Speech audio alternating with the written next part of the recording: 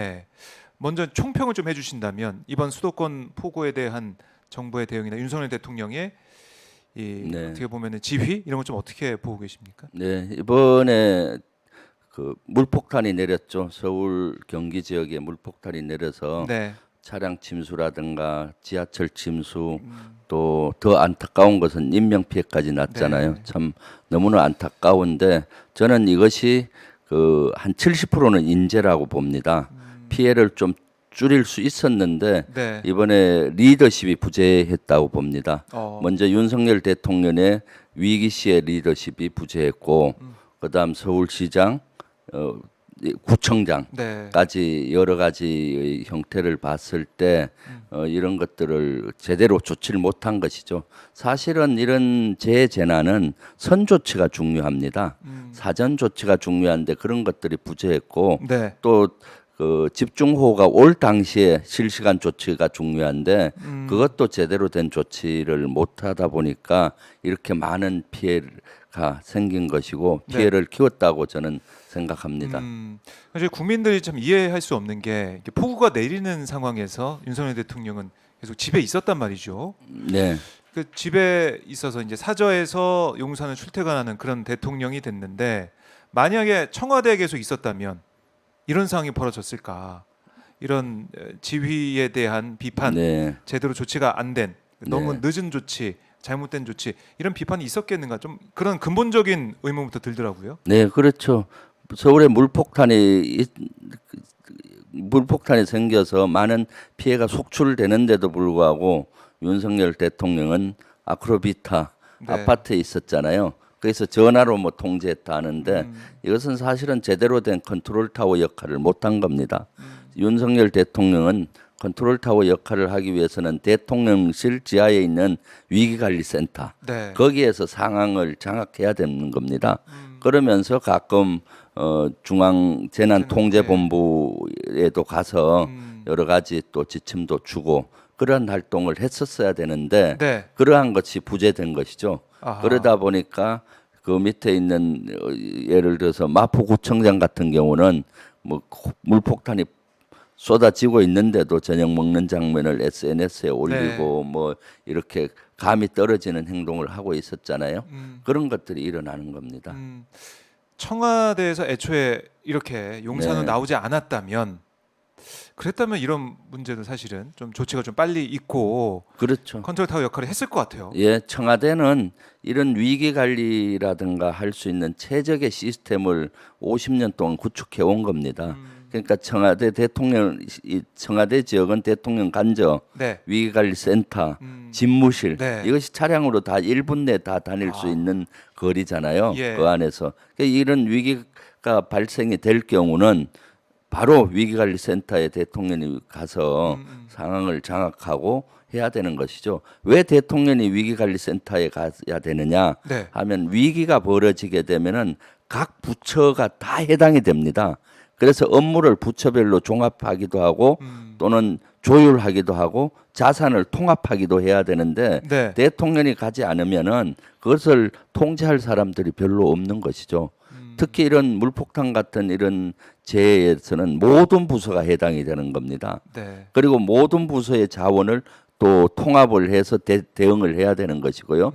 그런데 그래서 위기관리센터 가면은 어디 서울 지역에 예를 들면은 침수되는 지역이 화면으로 다 보일 것이고 팔당 수위가 얼마 가고 네. 북한 지역 하다못해 비가 얼마나 와서 영향을 미치는 임남댐이라든가 이런 지역의 수위는 얼마인지 예. 만약 수문을 넣으면 어떤 영향이 가는지 또는 뭐 여러 가지가 있지 않습니까? 네. 그런 걸 다 종합적으로 볼 수가 있는 거죠.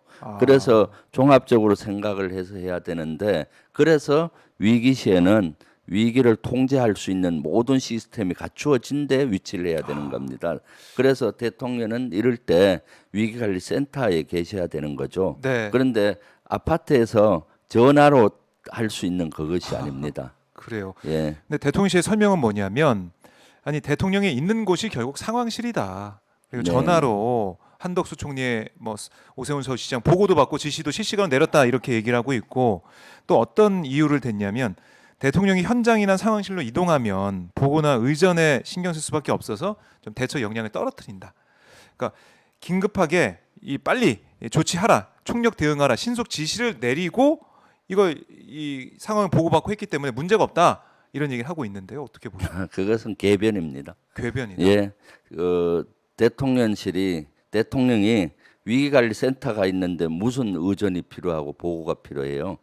위기관리센터에서는 의전과 보고 시스템이 다 갖추어져 있잖아요. 그렇죠. 예. 거기는 그리고 센터니까. 또 그런데 현장은 네. 밤에 가는 거는 부적절을 할 수가 있어요. 이게 음, 침수되는 지역을 대통령이 직접 가면은 네. 여러 가지 문제가 될 수도 있죠. 의전이나 이런 것들이. 음, 여기서 얘기하는 거는 지 통제할 수 있는 컨트롤 타워가 있는 위기관리센터나 네. 중앙재재난본부 그런 데를 얘기하는 아. 것이죠. 거기 가서 지휘를 하라는 것인데 네. 대통령실 그 관저에서는 그것이 가능하지가 않는 시스템이죠. 관저에서는 아마 전화기가 여러 대 있을 겁니다. 네, 정확하게는 모르지만은 비아 통화할 수 있는 전화 시스템이라든가 아주 제한되는 겁니다. 그리고 거기 강요들이 거기 소파에 앉아서 같이 얘기하는 시스템이 아니잖아요.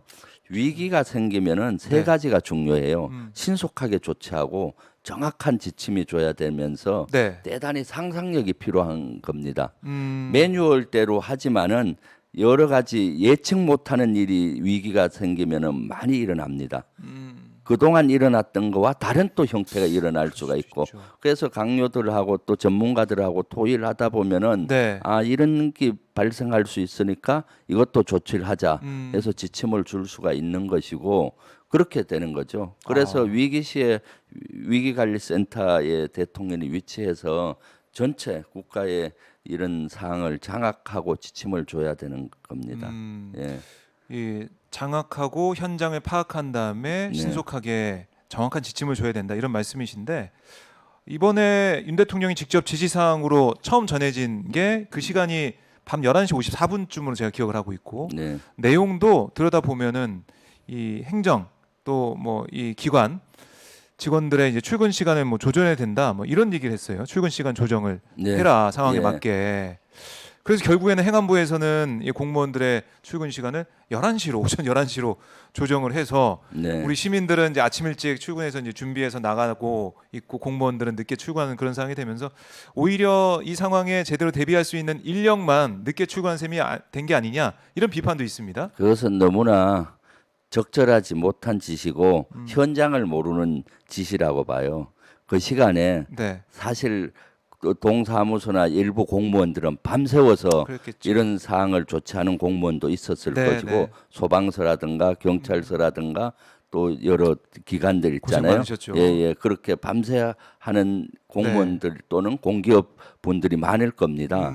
그런데 그런 분들한테 내일 11시에 출근하라 하면은 어떻게 웃는 거죠, 사실은. 네. 그다음에 이런 특히 수해와 같은 데는 제일 중요한 것이 공무원과 공기업의 역할이에요. 그렇기 때문에 오히려 그 날이 밝으면은 빨리 출근을 해서 네. 그 요소의 취약점을 보완하고 또 조치할 걸 해야 되는 거죠. 네. 그러니까 11시에 가면은 어떻게 됩니까?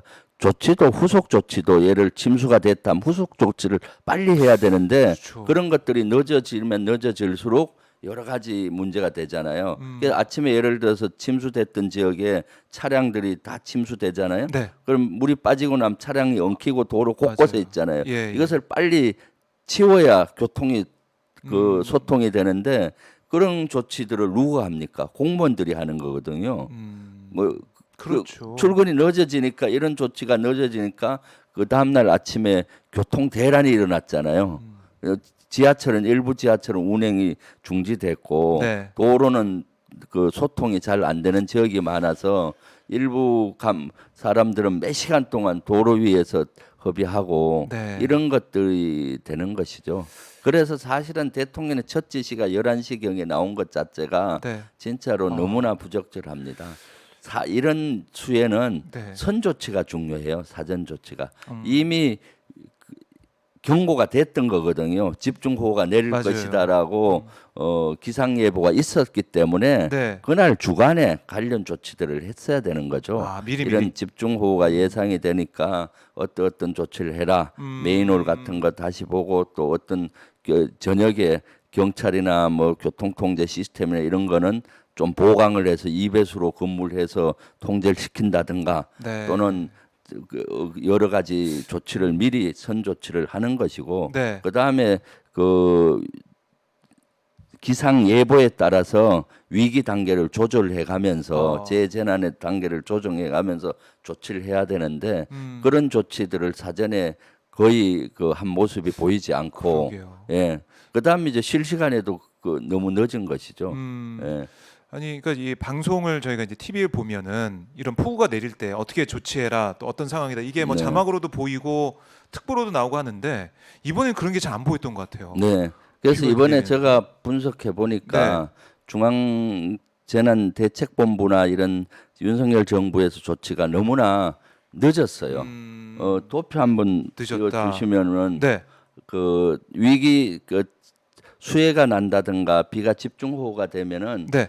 관심, 주의, 경계, 심각 단계를 구분이 돼요. 아. 평상시는 관심 단계거든요. 네. 근데 저 도표에서 보듯이 음.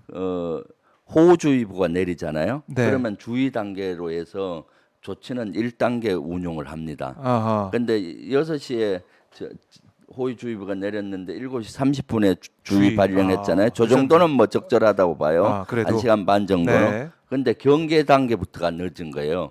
경계 단계는 월요일 날 저녁 17시, 오후 5시에 호우 경보가 내리고 대규모 재난이 예상됐잖아요. 그럼 네. 바로 내려야 되는데 그날 저녁 9시 30분에 발령을 한 겁니다. 아, 그러니까 늦었네요. 사실은 5시부터 6시부터 집중호우가 내렸잖아요. 맞아요. 저기 늦어지니까 아. 그 교통 통제도 잘 안 되고 엄청난 고통을 겪은 것이죠. 네. 그다음 심각 단계는 이미 그날 저녁 월요일 날 21시 저녁 9시 36분에 네. 도림천리 일부 범람되고 서초 강남 퇴근길이라든가 침수되는 아, 지역이 막 속출해요. 맞습니다. 피해가. 예. 이때는 이미 심각 단계를 내렸어야 되는데 그 다음 이것도 날 01시 다음날 새벽에. 예, 새벽에 내린 거죠.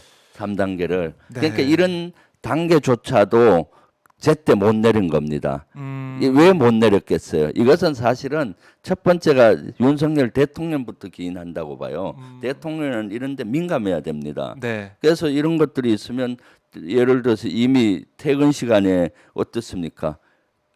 중간 단계잖아요. 경계 단계로 올려야 그렇죠. 되는 거고 경계 단계가 되면은 퇴근하기 전에 위기관리센터를 간다든가 중앙 그 재난통제본부를 간다든가 네. 가서 사전 지금까지 조치한 거를 점검하고 아하. 앞으로 이렇게 밤에 많이 예상이 되니까 어떤 네. 조치를 해야 될 것인가 지침을 내리고 음. 최소한 그때 내렸어야 되는 거죠.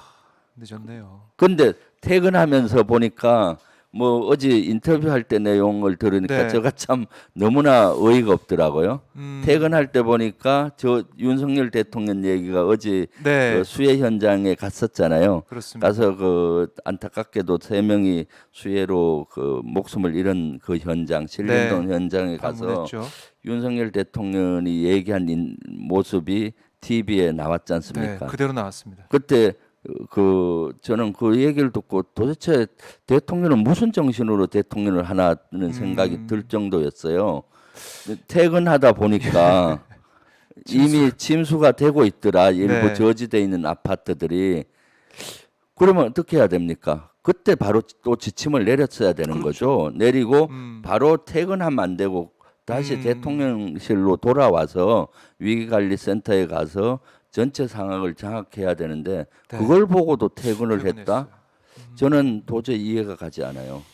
그러니까 예. 대통령실도 얘기하는 게 네. 대통령이 어디에 있던 그 상황실이라고 했으면 대통령이 만약에 퇴근하면서 그걸 봤다면 바로 네. 지시를 내려서 예. 이 저지대 침수 위기 지역들, 위험한 지역들 대피를 시키라든가 네. 돌아보라든가 예. 이런 지시를 내렸을 때 그런 것도 없었고 바로 그냥 퇴근해 버린 이런 모습들, 네. 국민들이 이해를 할 수 없다 이런 말씀을 많이 하시는 것 같아요. 그러니까요. 그런 태도가 참 문제고 그리고 또 대통령실에서 답변도 참 엉터리예요. 네. 예를 들면은 저녁에 제가 메시지 그 TV에 나온 걸 보니까 네. 아크로비타 주변이 침수가 되어서 맨 처음 나왔던 거. 맨 예. 처음에 나오고 싶었는데 못 나오고 전화로 뭐 통제를 하신다 뭐 이렇게 나왔었잖아요. 헬기 얘기도 있었죠. 예, 헬기를 헬기도 띄우려고 했는데 그렇고 뭐 안 된다는 이제 또 주민들 불편 때문에 네, 어렵다. 그 만약에 아크로비타가 실제 주변이 침수 때문에 못 나왔다면 그것도 큰 문제입니다. 왜냐하면은 대통령이 그 수해 때문에 네. 주변이 침수돼서 대통령실로 못 간다는 거는 국제 뉴스예요. 국제 망신이죠. 그런 시스템이 안 갖춰야 된다는 거. 그런데 제가 일부 언론을 보니까 그때도 거기 용산까지는 갈 수 음, 있다. 음. 왜냐 아크로비타로부터 용산까지는 침수된 지역은 거의 없었어요. 아크로비타 후사면에 있는 네.